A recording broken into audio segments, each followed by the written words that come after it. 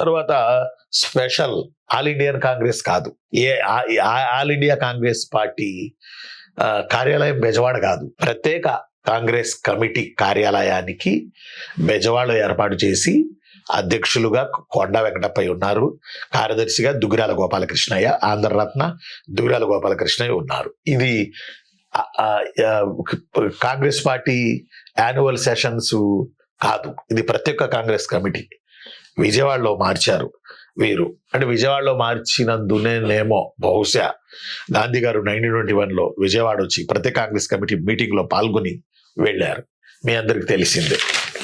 ఆ తర్వాత కొండా గారి మీద ఇంకొకటి 1937 మద్రాసు శాసనసభకు జరిగిన ఎన్నికల్లో గెలిచి మద్రాసు శాసనసభలో ఆంధ్ర రాష్ట్రం కావాలి అనే తీర్మానాన్ని పెడితే అది ఏకగ్రీవంగా ఆమోదించబడింది మద్రాసు శాసనసభలో. ఇది కూడా కొండా గారి విజయం.